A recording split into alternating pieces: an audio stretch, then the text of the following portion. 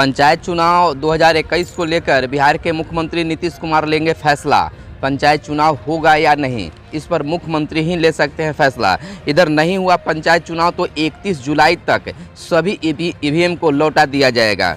पंचायत चुनाव को लेकर लगातार फंसता जा रहा है पेच। अब ऐसा लगता है कि पंचायत चुनाव को टाल दिया गया है और पंचायत चुनाव टलने की स्थिति में अब यह पेच फंसता जा रहा है कि आखिर यह कार्यकाल मुखिया जी को बढ़ाया जाए, पंचायत प्रतिनिधियों को बढ़ाया जाए या पदाधिकारियों को जिम्मे सौंपा जाए, बताएंगे आगे। उससे पहले नियोजित शिक्षकों के वेतन में बढ़ोतरी 15% को लेकर शिक्षा मंत्री को इस पर बड़ा बयान आया है और कहा है कि शिक्षकों के वेतन जो बढ़ा है उसका लाभ शीघ्र मिलेगा। इधर बिहार में संक्रमण दर लगातार घटता जा रहा है, नीचे की ओर आता जा रहा है। प्रदेश में संक्रमण दर 2.29% तक पहुंच गई है और बीते दिन 3,306 नए संक्रमित मरीजों की पहचान की गई है। कई ऐसे जिले हैं जिसमें बहुत कम संख्या में संक्रमित मरीजों की संख्या मिली है। अब इधर देखिए, लॉकडाउन और कोरोना काल को लेकर लोगों की आर्थिक स्थिति इतनी खराब हो गई है कि लोग अपने घर खर्चा चलाने के लिए, अपने घर गृहस्थी चलाने के लिए पर्सनल लोन भी ले रहे हैं।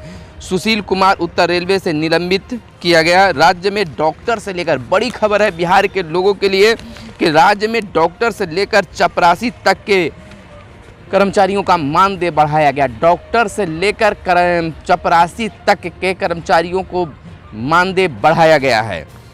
यह बिहार सरकार का बड़ा फैसला है और इधर बिहार में संक्रमण दर घटने से लोगों ने राहत की सांस ली है, लेकिन तीसरी लहर की तैयारी में बिहार सरकार जुटा हुआ है कि तीसरी लहर में जो बच्चों को ऊपर कहा जा रहा था कि बच्चों पर इसका असर होगा, तमाम जगहों पर इसकी व्यवस्था की जा रही है, बच्चों को सुरक्षित रखने की बात कही जा रही है, बेड की तैयारी की जा रही है, तमाम चीज़ों को किया जा रहा है। लेकिन कल एक खबर आई थी कि तीसरी लहर में बच्चों को प्रभावित करने की बात है, वैसा कुछ अभी तक संकेत नहीं मिला है। इधर EOU सख्त हुई तो थमी ऑक्सीजन की दवा की कालाबाजारी। 24 जिलों में कोरोना की दूसरी लहर खत्म होने की आसार की ओर है और सुरक्षा प्रबंधन वाले तालाबों में मछलियों का होगा बीमा। आप सही सुन रहे हैं, अब मछलियों का भी बीमा होगा। तूफान से निपटने को सभी विभाग अलर्ट रहे हैं। बिहार के मुख्यमंत्री नीतीश कुमार का इसको लेकर एक बड़ा बयान आया है। यास तूफान जो है वह बिहार में भी अपना असर दिखाना शुरू कर दिया है। बीते दिन ही आंधी बारिश कई जगहों पर हुए और यह मौसम कल से ही बिगड़ा हुआ नज़र आ रहा है और 30 तक की संभावना जताई जा रही है कि 30 तक मौसम में बदलाव रहेंगे। यास तूफान का असर बिहार में 30 तक रहने की बात कही जा रही है। सूबे में 12 लाख कर्मियों को मिलेगा मई का पूरा वेतन। 12 लाख कर्मियों को जो है मई का पूरा वेतन मिलेगा, इसमें कोई कटौती होने वाली बात नहीं है। अस्पताल व ऑक्सीजन प्लांट को पहले बिजली, अस्पताल और प्लांट जो है उसको सबसे पहले बिजली देने की बात कही जा रही है। CPI ने दिया पूरे राज्य में धरना। CPI जो है राज्य में जो है राज्य भर में कार्यकर्ता ने धरना दिया है। 12 बजे से 3 बजे दिन तक धरना दिया गया है और राज्य के क्रियाकलाप पर आवाज़ उठाई गई है। एक कॉल पर घर बैठे मिलेगा स्ट्रीट फूड का स्वाद है। तो इन तमाम खबरों के बीच यह सुखद भरी खबर है कि अब बिहार के साथ साथ देश में भी कोरोना का संक्रमण दर कम होता जा रहा है। कोरोना का लक्षण वाले मरीजों की संख्या कम मिल रही है और बिहार भी अब इससे धीरे धीरे नीचे की ओर खिसकता जा रहा है। राहत भरी खबर है। नमस्कार, आप इस समय देख रहे हैं मगध संवाद और मैं आपके साथ हूँ सुनील बॉबी। मगध संवाद के खास कार्यक्रम सुबह सवेरे में आप तमाम लोगों का स्वागत है। सुबह सवेरे में हम खबरों को लेते हैं अखबारों के पन्नों से, अखबारों में क्या छपा है और क्या आपको जानना जरूरी है, इन चीज़ों को आपको बताते हैं, खबरों को चुनकर आपके लिए लाते हैं। आज चांद दिखाएगा अपना लाल चेहरा। कई देशों में आज चांद जो है अपना लाल चेहरा दिखाएगा। अगर आपको भी अगर चांद लाल दिखाई दे तो ज़्यादा अकबकाने और घबराने की ज़रूरत नहीं है। खगोलीय घटनाओं का दीदार करने का शौकीन लोगों के लिए 26 मई आज बुधवार के दिन बेहद खास रहने वाला है। इस दिन जहां लोग सुपर ब्लड मून का दीदार कर सकेंगे, वहीं चंद्र ग्रहण भी देखेंगे।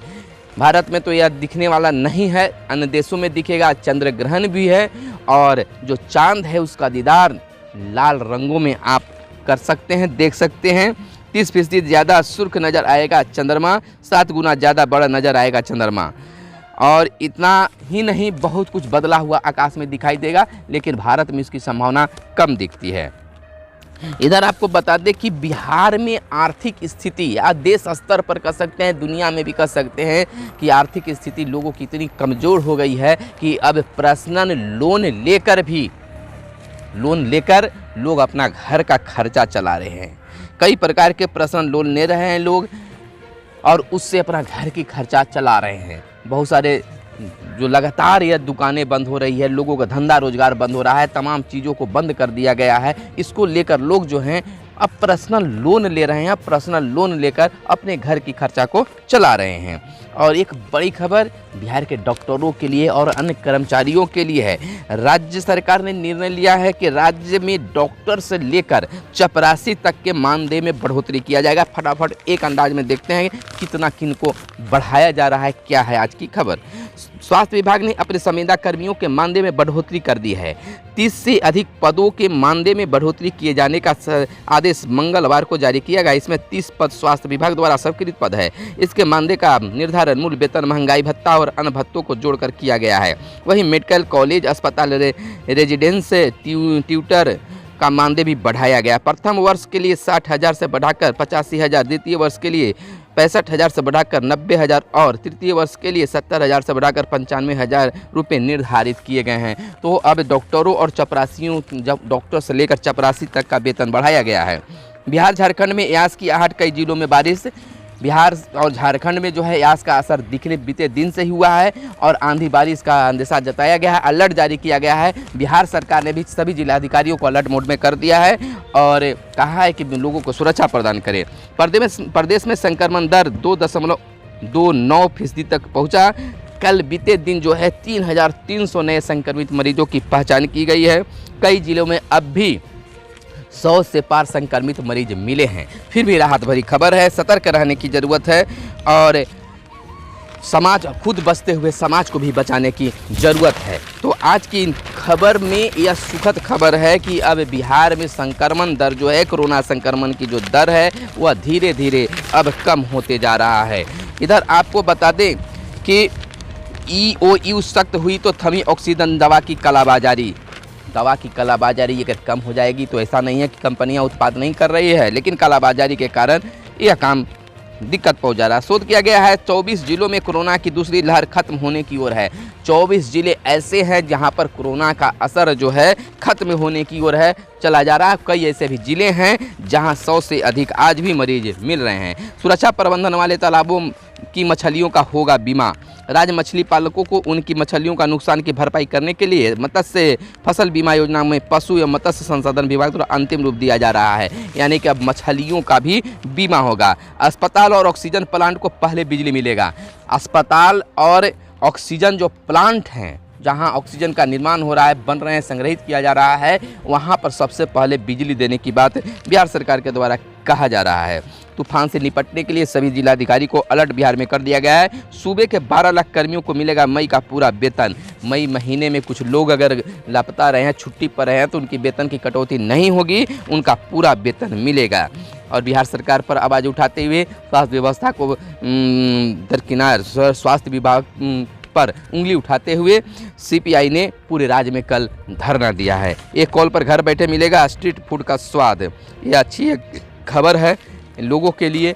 और देखिए, इधर बिहार पंचायत चुनाव की अगर बात कर ले तो बिहार में पंचायत चुनाव अब टलता दिख रहा है, लेकिन राज्य निर्वाचन आयोग का कहना है कि इस पर अंतिम फैसला जो है राज्य के मुख्यमंत्री नीतीश कुमार लेंगे। और नीतीश कुमार क्या फैसला लेते हैं, क्या चुनाव डालते हैं या फिर चुनाव कराने की बात करते हैं, लेकिन सीधा यह प्रभाव, सीधा इसका कोई भी अगर उत्तर आता है, आंसर आता है, तो वह कोरोना से जुड़ा हुआ है। अगर बिहार में कोरोना का असर अगर कम हो गई, रफ्तार कम हो गई, तो निश्चित तौर पर मुख्यमंत्री यह फैसला ले सकते हैं कि बिहार में चुनाव हो।